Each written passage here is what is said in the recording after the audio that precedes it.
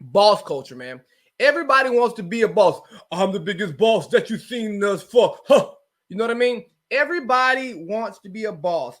Everybody thinks they are a boss. But guess what? If everybody is a boss, the trash ain't gonna get taken out. And if the trash don't get taken out, then when people come to your place for business, they're gonna walk right out because it stinks.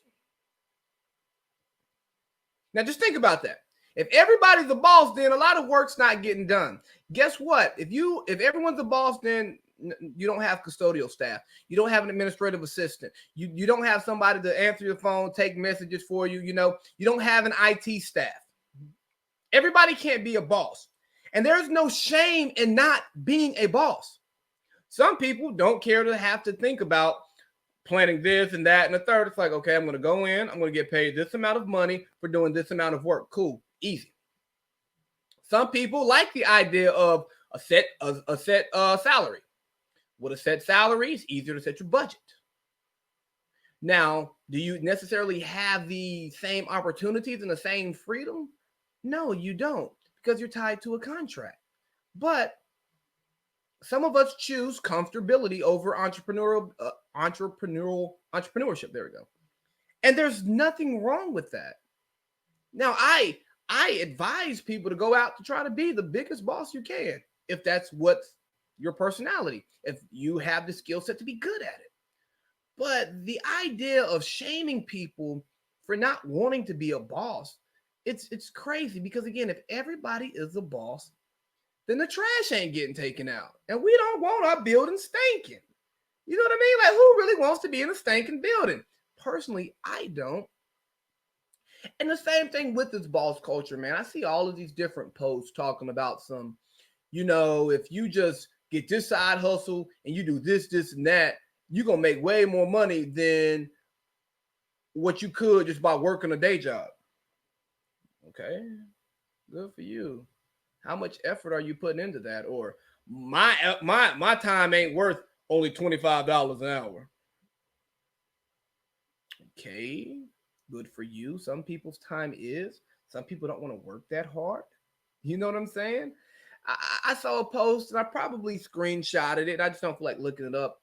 And somebody was talking about how you learn more about business hustling than you can ever learn in the classroom, because all the teacher's going to do is teach you what they know, but they ain't even getting paid a lot of money to be teaching. It's like, bro, you are oversimplifying something that is very complex.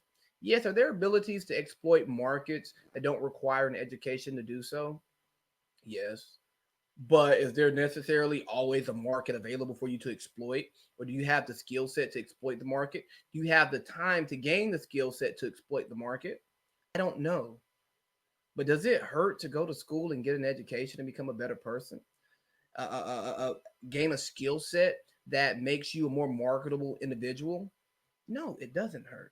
Like, I'm not going to be mad at anybody for going to get a formal education. Now, if you know me, you know I have my issues with formal education. Like, why do I need you to tell me that I know how to understand and retain knowledge? Why do we have all of these stuff in our curriculums that do nothing for us in the long run?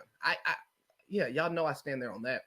But at the same time, I understand that a formal education opens many doors for you, especially if you don't have the network to get where you want to be. But also, it gives you the opportunity to build the network to get to where you want to be. And I think that's very, very, very important. And it's very important for us to be responsible with our platforms and ensure that we are properly educating people based on our experiences. But if we are wrong, or if we are looking at something one sided or giving our opinion, we need to paint it as such, not paint things as fact. Like, yeah, I remember when I was 22 and I was struggling because I wasn't making much money. Hey, I'm going to be honest with you, 22-year-olds don't really make money. A lot of times people don't start making their big money until they're in their 30s, until they're in their 40s. Like, the idea that you're supposed to peak in your 20s is nuts. Now, for those who do peak in their 20s, good on you. Those who start up here at 22, I'm proud of you. I want to be like you when I grow up. But for those of us who really had to grind and, incremental victories here, incremental victories there, setback, setback, victory here, victory there, setback, setback, setback, setback, setback, then some more victories, that's okay. Don't compare your process to others. Just compare your process to you. Be aware of what's going on around you. Now, I don't say live like this, we don't want to live in an echo chamber. We don't want to have blinders on. But if you're happy in your process and your needs are being met, though your loved ones are being taken care of, your family's being taken care of, you're being taken care of, don't worry about it. You're good.